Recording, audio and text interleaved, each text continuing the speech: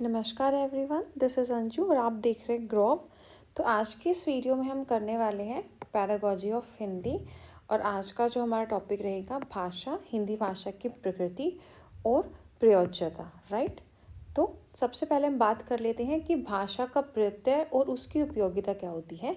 तो भाषा का प्रत्यय हिंदी भाषा के गहरे विवेचन का एक महत्वपूर्ण पहलू है। प्रत्यय वह व्याकरणिक एकाधिकारिक है जो शब्दों के व्याकरण, शब्द रचना और उनके अर्थ के संबंध के महत्वपूर्ण नियमों को संज्ञान में यहाँ पर लेता है। और हिंदी में जो प्रत्यय है, व्याकरण में प्रत्यय व्याकरण के कई पहलू होते हैं, ठीक है। जैसे कि प्रत्ययों का संबंध हो गया, प्रत्ययों के प्रकार हो गए, उनका उपयोग हो गया। तो उसमें यहाँ पर विविधता होती है। आप ऐसे नहीं बोलते सकते कि भाई एक ही प्रकार का प्रत्यय होता है। राइट। ये काफ़ी प्रकार के होते हैं। उदाहरण के लिए, जैसे उदाहरण के रूप में हिंदी में रहना शब्द का प्रत्यय क्या है, यहाँ पर अ है। राइट। जैसे रहना, गाना, सोना इत्यादि। तो इसमें अ प्रत्यय यहाँ पर लागू हुआ है। यह जानकारी शब्द के अर्थ और उसके प्रयोग को समझने में यहाँ पर मदद करती है कि शब्द का अर्थ क्या बनेगा और उसका प्रयोग कहाँ होगा। इसके अलावा प्रत्ययों का ज्ञान व्यक्ति को शब्द के अर्थ के विस्तृत रूप से समझने में यहाँ पर सहायक होता है और उन्हें विभिन्न संदर्भों में यह सही ढंग से यहाँ पर इससे जो प्रत्यय के ज्ञान से प्रयोग कर सकता है। राइट। तो भाषा में प्रत्यय की उपयोगिता के पक्ष में इसे हिंदी की शिक्षा के क्षेत्र में एक महत्वपूर्ण अंग माना जाता है। शिक्षक छात्रों को प्रत्ययों के बारे में जानकारी प्रदान करके उनकी भाषा कौशल में सुधार कर सकते हैं। राइट। कि प्रत्यय का ज्ञान मतलब बच्चे को हिंदी में प्रत्यय का ज्ञान इसलिए सिखाया जाता है ताकि शब्दों को वो समझ सके, उनके व्याकरण को, उनके मीनिंग को समझ सके। राइट। तो ओवरऑल जो है वो हिंदी को अच्छे तरीके से समझ पाएगा और उन्हें सही व्याकरण और भाषा के नियमों को समझाने में मदद कर सकते हैं।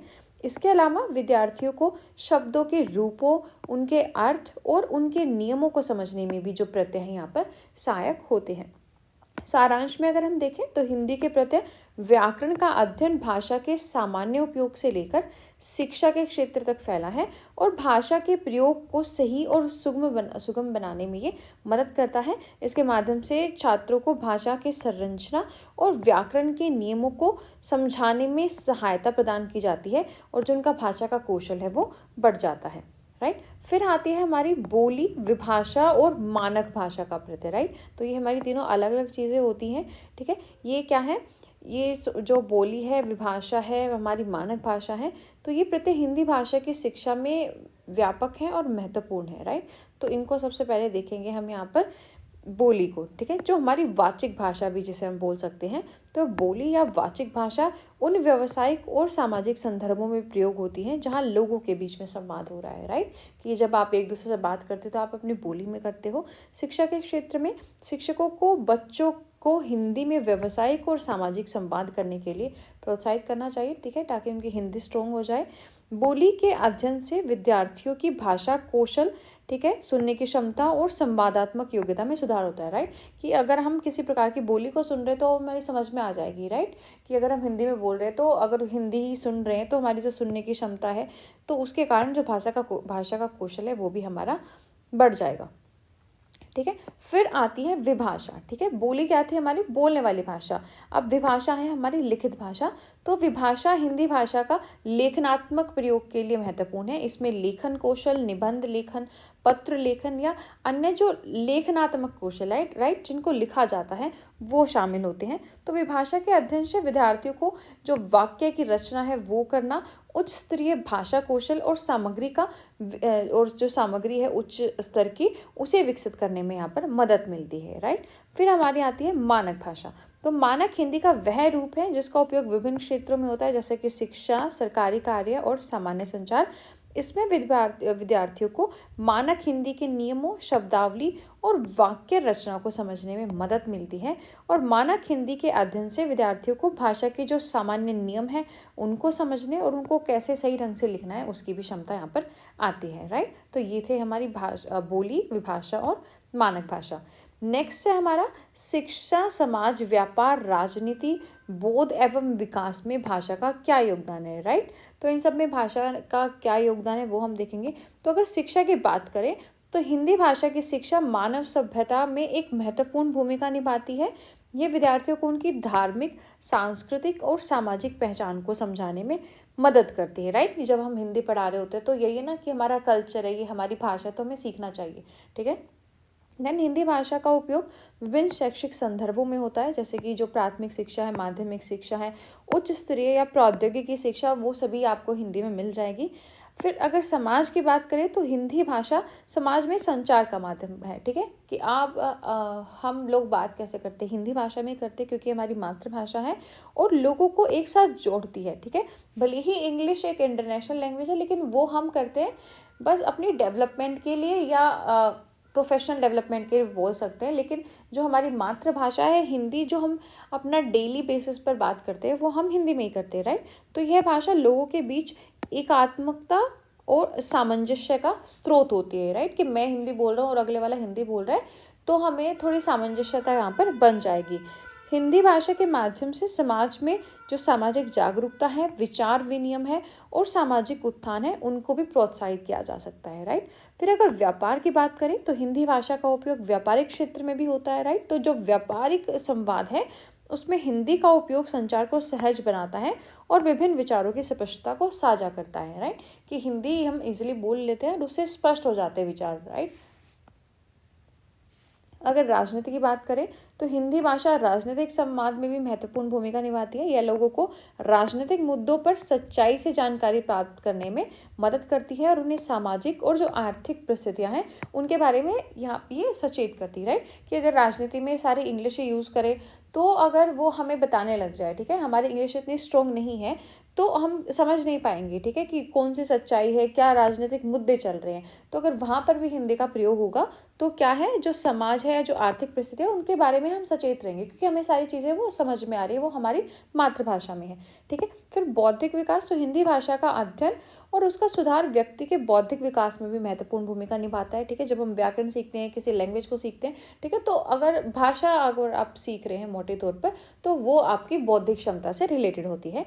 यह विचारों को स्पष्ट रूप से व्यक्त करने और सामाजिक और आर्थिक मुद्दों पर विचार करने में मदद करता है। फिर विकास की बात करें तो अगर हिंदी भाषा का देखें तो हिंदी भाषा का उपयोग विभिन्न क्षेत्रों में विकास को समर्थन करता है, जैसे कि अधिकार, न्याय और सामाजिक समावेश। यह भाषा लोगों के बीच साझेदारी, सहयोग और समानता को प्रोत्साहित करती है। फिर हिंदी भाषा का नामकरण, ठीक है, कैसे हुआ और संस्कृत से हिंदी का जो उद्भव हुआ है उसकी प्रक्रिया क्या है, ठीक है। तो सबसे पहले नामकरण देखते हैं। तो हिंदी भाषा का नामकरण उसके उद्भव के समय और विकास के संदर्भ में महत्वपूर्ण है और इसका प्रारंभिक नाम है जो हमारी हिंदी का, वो संस्कृत में क्या था, खड़ी बोली, जिसका अर्थ था बसी भाषा, राइट। यह नामकरण अधिकतर संस्कृतीय परिवेश में होने वाले विकास के परिणाम स्वरूप होता है। अब संस्कृत से हिंदी भाषा का उद्भव कैसे हुआ, तो हिंदी भाषा का उद्भव संस्कृत से हुआ, जो कि प्राचीन भारतीय भाषाओं में से एक है और संस्कृत के विभिन्न विकास चरणों और भाषाई प्रवृत्तियों से जो है हिंदी का उद्भव हुआ है। तो हिंदी का विकास अपभ्रंश, प्राकृत और अवधी जैसी जो पूर्वी भाषाएं हैं उनके प्रभाव के साथ हुआ है, राइट। तो अगर साहित्यिक युग की बात करें तो हिंदी के उद्भव के बाद विभिन्न साहित्यिक युग आए जिनमें भाषा का साहित्यिक और सामाजिक विकास हुआ। इनमें से कुछ प्रमुख युग है जैसे भक्ति काल, रीतिकाल आदि, राइट। फिर आधुनिक काल की बात देखें तो आधुनिक काल में भी हिंदी भाषा का उद्भव और विकास हुआ है, जो कि हमारी भारतीय स्वतंत्रता संग्राम और आधुनिकता के संबंध में है और इसमें नई और सामाजिक विचारधारा भाषा का उपयोग किया गया है और साहित्यिक प्रस्तुति भी, इसमें जो साहित्यिक प्रस्तुति है उसमें परिवर्तन शामिल है। फिर है हमारा विश्व भाषा और भविष्य भाषा के रूप में हिंदी का विकास कैसे हुआ है, उसका हमें आकलन करना है। तो विश्व भाषा के रूप में हिंदी का विकास कैसे हुआ है, तो हिंदी की विश्व भाषा के रूप में विकास को बढ़ावा देने के लिए जो भारत सरकार है और इसके संगठन है उनकी कई पहले यहाँ पर की गई हैं। तो भारत के अंतर्राष्ट्रीय प्रतिष्ठितता के कारण हिंदी को एक अधिक ग्रामीण और ग्लोबल भाषा के रूप में बढ़ावा दिया जा रहा है। विभिन्न देशों में हिंदी की शिक्षा के कार्यक्रम और कोर्सेज की शुरुआत की गई है जो उत्तराधिकारियों के बीच भाषा के प्रयोग और समझ को बढ़ावा देने में मदद करेगा। और हिंदी का उपयोग विभिन्न संगठनों, विदेशी व्यापारों और अंतर्राष्ट्रीय संगठनों में भी हो रहा है, जो इसे एक महत्वपूर्ण व्यावसायिक भाषा के रूप में स्थापित कर रहा है, ठीक है। और अगर भविष्य भाषा के रूप में हिंदी में देखें तो भविष्य में हिंदी को एक वैश्विक भाषा के रूप में देखा जा सकता है, जिसका प्रयोग विभिन्न विज्ञान, व्यापार, प्रौद्योगिकी और सामाजिक क्षेत्र में हो सकता है। भारत की जो इतनी अच्छे तरीके से, इतनी अच्छी गति से जो अर्थव्यवस्था बढ़ रही है, तकनीकी उन्नति हो रही है, विकास हो रहा है, ठीक है, तो इसके संदर्भ में हिंदी को आधुनिक और ग्लोबल भाषा के रूप में विकसित किया जा सकता है, राइट। देन भविष्य में हिंदी को वैश्विक डिजिटल माध्यमों जैसे कि इंटरनेट, सोशल मीडिया और मोबाइल एप्लीकेशन के माध्यम से भी प्रचारित किया जा सकता है, और हिंदी के प्रयोग को बढ़ावा देने के लिए विभिन्न सरकारी योजनाएं और नीतियां अपनाई जा रही हैं जो इसे ग्लोबल भाषा के रूप में बढ़ावा देने के लिए मदद करेंगी, राइट। फिर हमारा आता है मूलभूत भाषा कौशलों जैसे श्रवण, वाचन, पठन और लेखन। ये क्या होते हैं, राइट। तो श्रवण जैसा कि नाम से ही है, सुनना। तो श्रवण कौशल उपयोगकर्ता को सुनने की क्षमता प्रदान करता है। इसमें सुने गए विचारों, विचारधारा और अभिव्यक्तियों को समझना और उनके साथ संघर्ष करना शामिल होता है, ठीक है, कि कोई कुछ बोल रहा है तो हम उसे कैसे समझते हैं। छात्रों को भाषा, सामान्य भाषा, उच्च विचारधारा और भाषा के निर्माणात्मक धुनों के माध्यम से भाषा की समझ को सुधारने में यहाँ पर मदद मिलती है। फिर वाचन का मतलब बोलना, ठीक है, तो वाचन कौशल भाषा को समझने के लिए महत्वपूर्ण है। यह छात्रों को लिखित सामग्री, पाठ और अन्य लेखों को समझने और विश्लेषण करने में सहायक होती है। इसके माध्यम से वे न केवल विभिन्न विचारों और परिप्रेक्ष्यों को समझते हैं, बल्कि उनके विचारों को विस्तार पूर्वक विकसित करने की क्षमता भी प्राप्त करते हैं। फिर पठन, तो पठन कौशल छात्रों को सुसंगत स्थितियों में भाषा का उपयोग करने की क्षमता प्रदान करता है। इसके माध्यम से वे स्पष्टता, सुगमता के साथ विचारों को व्यक्त करते हैं, जिससे उनकी संवैधानिक और अव्यवसायिक भाषा कौशल में सुधार होती है, राइट।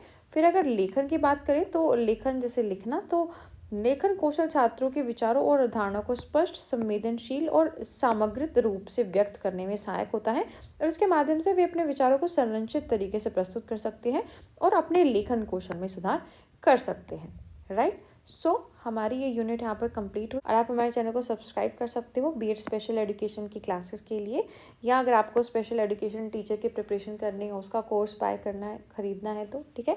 और हमारा टेलीग्राम ग्रुप भी आप PDF फाइल्स के लिए ज्वाइन कर सकते हो। सो मिलते हैं अपनी अगली वीडियो में, तब तक के लिए नमस्कार।